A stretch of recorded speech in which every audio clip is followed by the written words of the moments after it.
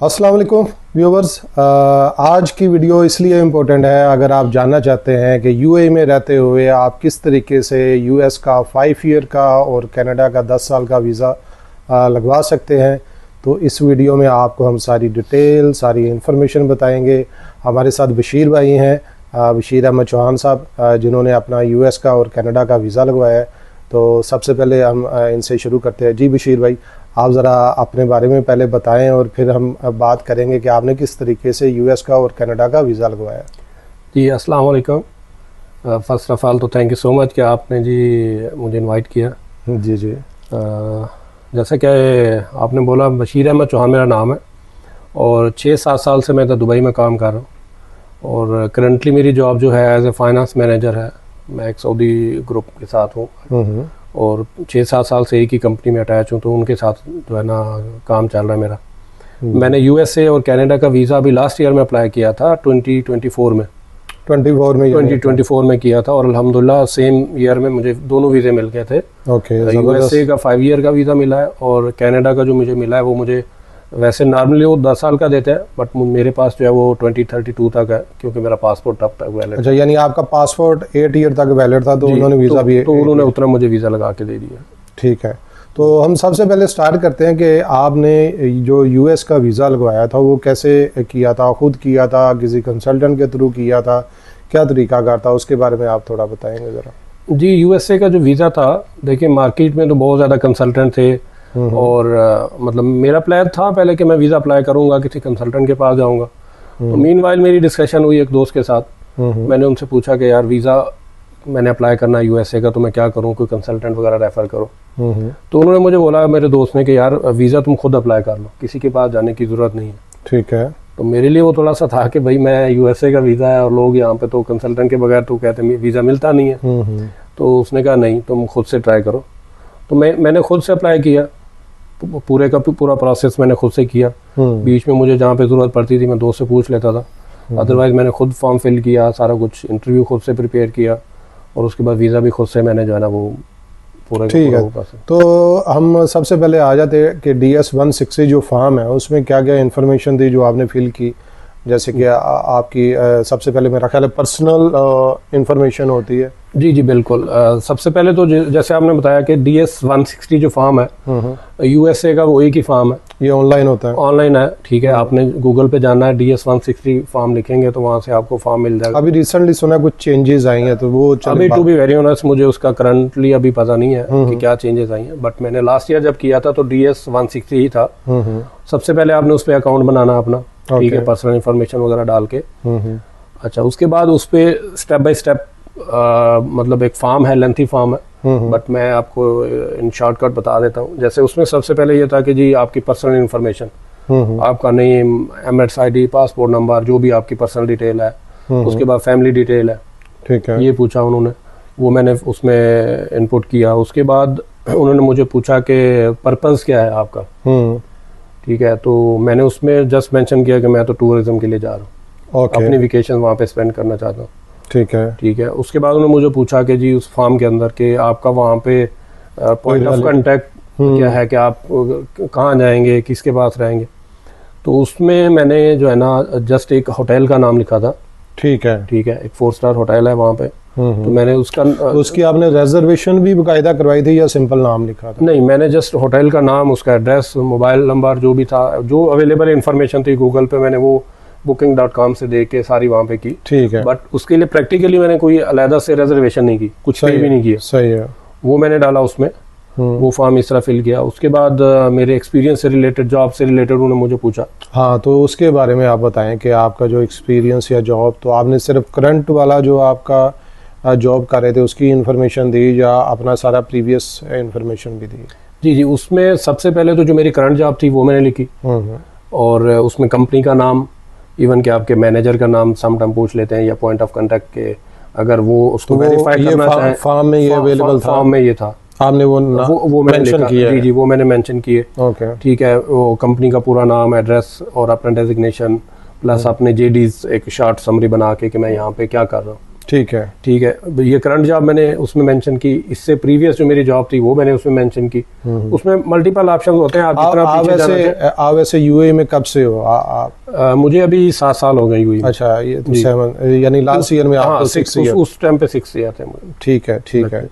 तो उसके बाद आपको अपॉइंटमेंट का जो प्रोसेस है उसमें कैसे, कितना टाइम लगा आपको अपॉइंटमेंट लेने में? जो फॉर्म तो आपने फिल कर लिया? जी, फॉर्म एग्जैक्टली फॉर्म में बस ये मेजर इन्फॉर्मेशन यही है। उसमें बैंक स्टेटमेंट वगैरह मुझे उन्होंने नहीं मांगी उस टाइम पे।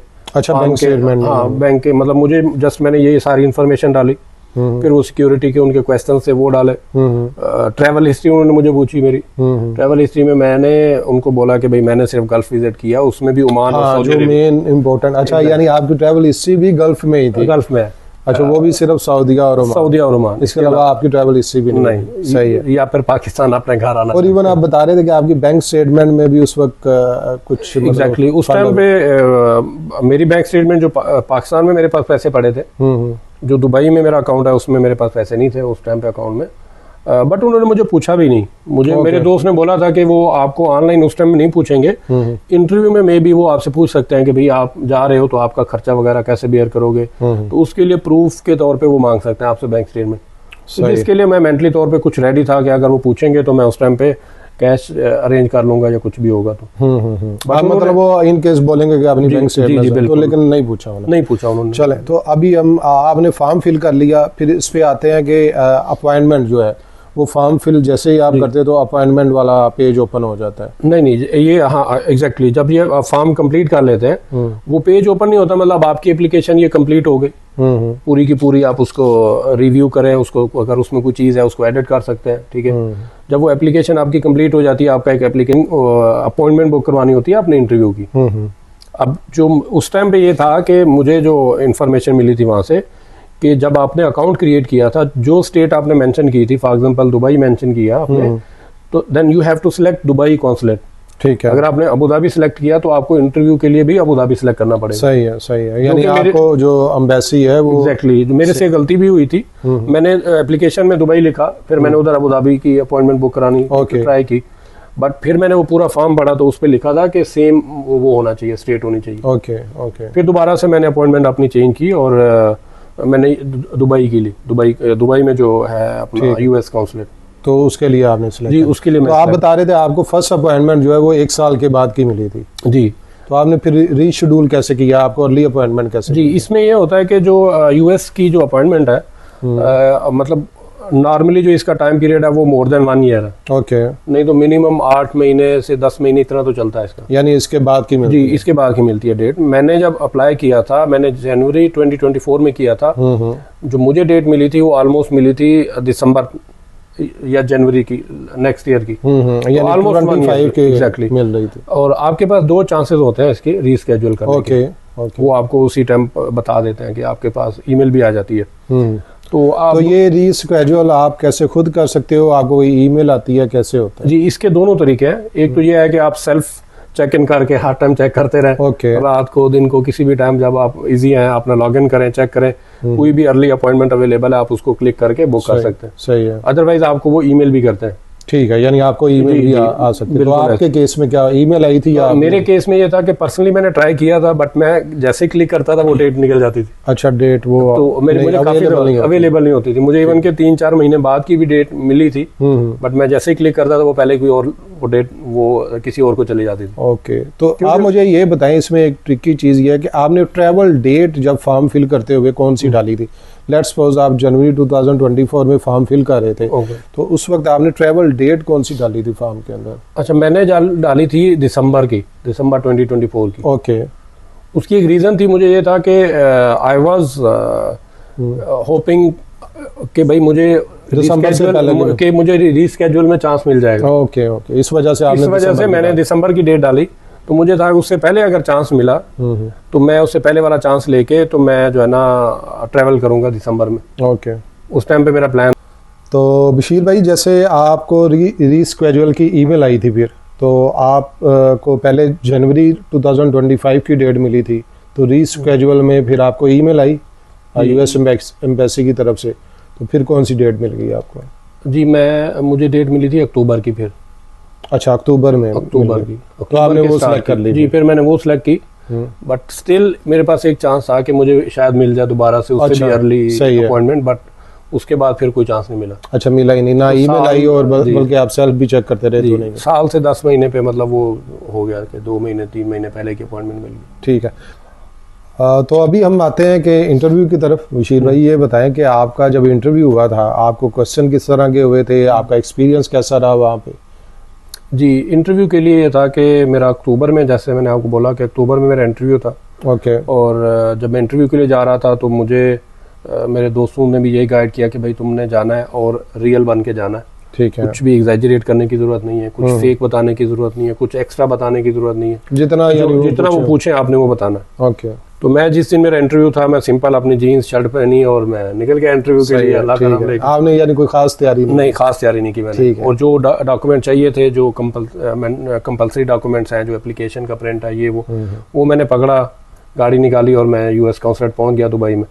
यानी सिर्फ आप वो सिंपल DS 160 फॉर्म की जो है वो? जी, वो प्रिंट, वो ऑलरेडी उसमें इंस्ट्रक्शन का एक प्रिंट आता, उसमें लिखा होता है कि क्या क्या डॉक्यूमेंट लेके गए थे और कोई डॉक्यूमेंट्स? और पासपोर्ट मतलब ओरिजिनल आपका डेफिनेटली वो आपके साथ है। ठीक है। तो ये चीज़ें लेके मैं पहुंच गया वहाँ पे एम्बेसी में।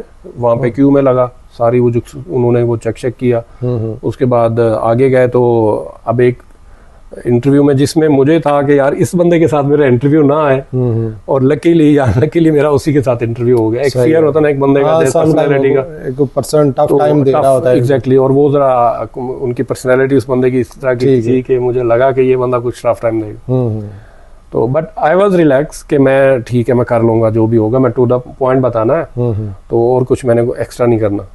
मैं गया, उस बंदे ने बुलाया तो जी, सबसे पहले तो उसने मुझे मतलब एक तो ये है कि लकीली मुझे कोई 3 से 4 क्वेश्चन पूछे। 4 से 5 मिनट का मेरा इंटरव्यू। अच्छा, ज्यादा टाइम भी नहीं? जी, मेरा ज्यादा टाइम भी नहीं लगा। सही। तो उसका जो पहला क्वेश्चन मेरे से था वो ये था कि भाई आपको दुबई में कितना टाइम हो गया? तो मैंने उसको बोला कि भाई मुझे ये 6 ईयर्स। मैंने एक ही वर्ड बोला, 6 ईयर्स। यानी आपने कोई डिटेल कुछ भी नहीं बोला मैंने, जस्ट 6 ईयर बोला। ठीक है। तो नेक्स्ट हाँ जी। उसके बाद उसने मुझे बोला कि भाई आप क्यों जाना चाह रहे हैं?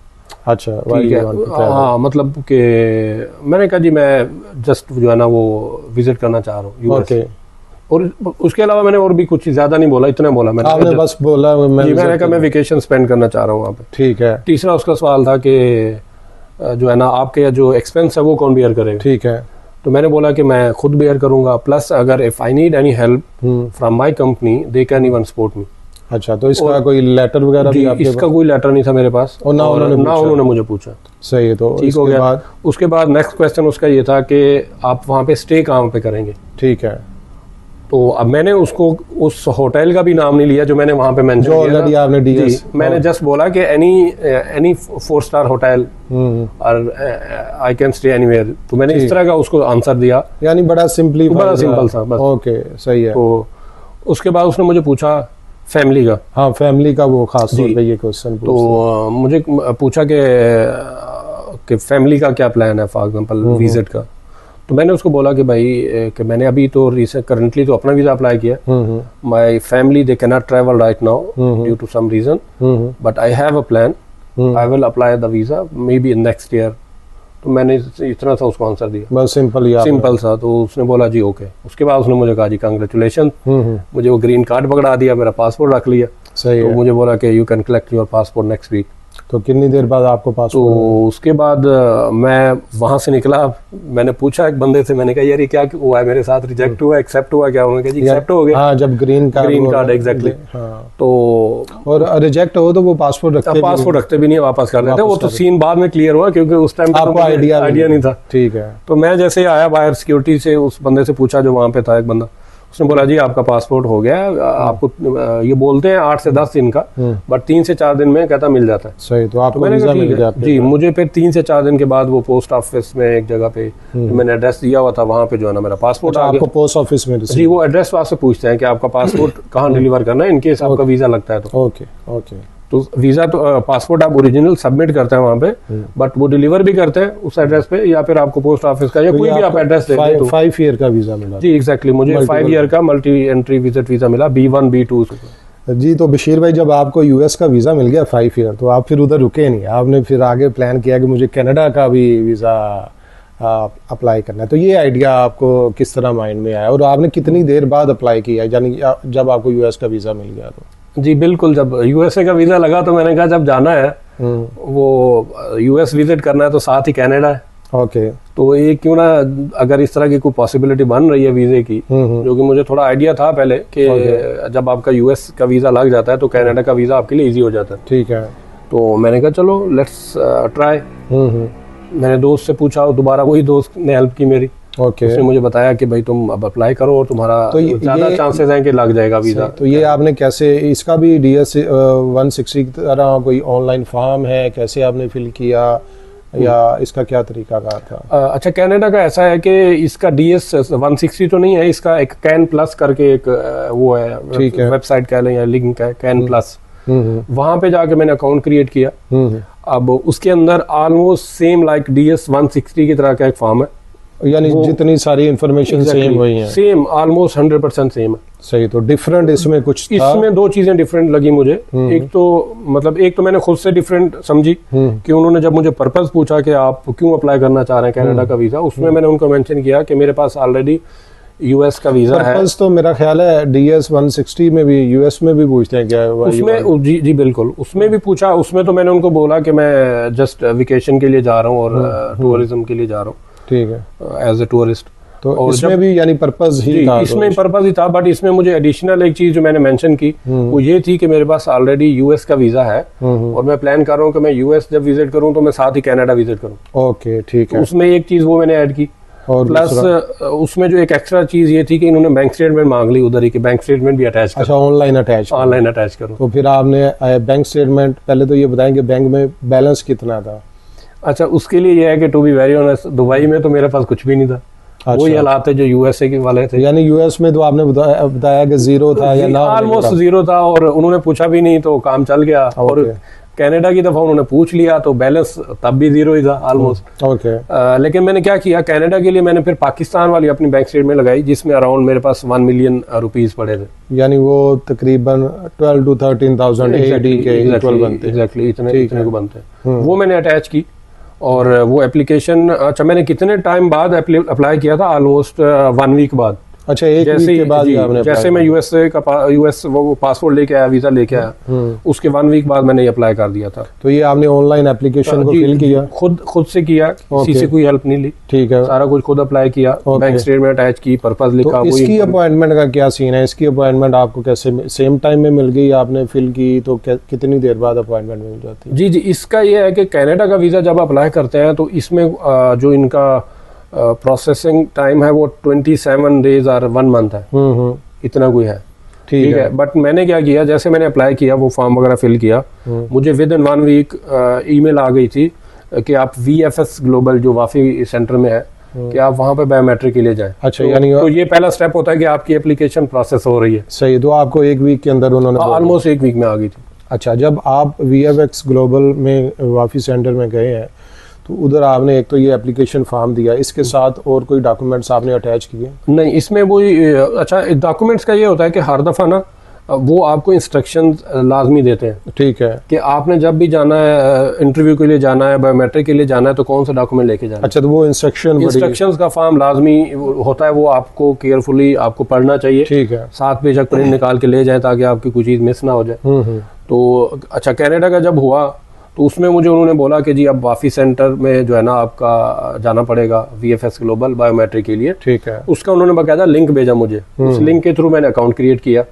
फिर VFS ग्लोबल के थ्रू जो है ना उनके प्लेटफॉर्म से मैंने अपॉइंटमेंट ली अपनी, जो कि मुझे विद इन 2 डेज भी 3 डेज में आ रही थी। अच्छा, यानी आपको एम्बेसी की तरफ से लिंक आ जाता है कि आप जो है VFS के थ्रू अपनी अपॉइंटमेंट ले? जी एग्जैक्टली, कि आप अपनी बायोमेट्रिक की अपॉइंटमेंट ले लो। तो 1 वीक आपको लगा वो एप्लीकेशन सबमिट हो गया, अप्रूवल होने में, फिर उसके बाद आपको अपॉइंटमेंट 2 से 3 दिन में मिल गई? जी एग्जैक्टली। ओके, तो आपने वो सिर्फ फॉर्म ही सबमिट करवाया VFX जब फिंगरप्रिंट देने गए? हाँ जी, उस पे वही जो फॉर्म जो उनको डॉक्यूमेंट रिक्वायर थे, पासपोर्ट, वो फॉर्म का प्रिंट, जो चीज़ उन्होंने मेंशन की हुई थी। इसके अलावा फॉर एग्जांपल बैंक स्टेटमेंट भी नहीं, वो प्रिंट नहीं निकाले मैंने। ओके, वो ऑनलाइन ही मैंने अटैच किया। यानी कंपनी का कोई NOC, बैंक स्टेटमेंट, अपना रेजिडेंस कार्ड, नथिंग, कुछ भी नहीं चाहिए? ओके, ठीक है। जस्ट वही फॉर्म पासपोर्ट, आपके ओरिजिनल डॉक्यूमेंट जो हैं जैसे एमरेट्स आईडी, वो चीज़ें वो मैं लेके गया। उधर VFS ग्लोबल में उन्होंने बायोमेट्रिक की, ठीक है। बायोमेट्रिक के बाद पासपोर्ट उन्होंने रखा वहाँ पे, और वो पासपोर्ट भी तकरीबन मुझे उन्होंने यही बोला था 1 वीक के बाद, बट वो भी 3 से 4 दिन के बाद मुझे उन्होंने कॉल करके बोला कि आपका वीज़ा लग गया, आप ले जाए। सही है। तो इस तरह मुझे दोनों वीज़े मिल गए जी। कांग्रेचुलेशन। अब ये बताएं आपका प्लान कब है ट्रैवल करने का? वीज़े तो आपने दोनों ले लिए। हाँ, ये एक अच्छा क्वेश्चन है, इंटरेस्टिंग क्वेश्चन है। मेरा प्लान तो था लास्ट ईयर में कि मुझे अगर अर्ली अपॉइंटमेंट मिलती है, वीज़ा मिलता है, तो लास्ट ईयर में जाऊंगा, क्योंकि आपको पता है US कनाडा का वेदर का भी है, तो मुझे दोस्तों ने ये सजेस्ट किया कि आप जून, जुलाई, अगस्त इस तरह के जो समर सीजन है उसमें आप ट्रैवल करें ताकि वहाँ पे वेदर अच्छा हो। सही है। तो लास्ट ईयर तो पॉसिबल था नहीं, क्योंकि वीज़ा मेरी अपॉइंटमेंट ही अक्टूबर में मिली। ठीक है। तो इस साल का मेरा प्लान है इंशाल्लाह, अभी मैंने प्लान किया हुआ अगस्त में शायद मैं ट्रैवल करूं US के लिए, और साथ में कनाडा भी plan. Have a safe trip. और उसके बारे में भी आपको जो आपकी एक्सपीरियंस रहेगा उससे भी हम ज़्यादा आपसे इंफॉर्मेशन पूछेंगे। जी ज़रूर, इंशाल्लाह मैं विज़िट करके आता हूँ। हाँ। तो आपको सारा वो भी बता देंगे कि वहाँ पे किस तरह के क्वेश्चंस होते हैं, ये क्या सीन है। जी, तो व्यूअर्स, इस वीडियो में हमने आपको बड़ा सिंप्लीफाई तरीके से बताया कि आपको US कनाडा का वीज़ा अगर चाहिए तो आप बगैर किसी एजेंट के, बगैर किसी कंसल्टेंट के आप कैसे ले सकते हैं, आपके बड़े डॉक्यूमेंटेशन क्या होनी चाहिए। तो उम्मीद करते हैं आपको वीडियो अच्छी लगी होगी। हमारे चैनल को लाइक करें, सब्सक्राइब करें। Thank you. अल्लाह।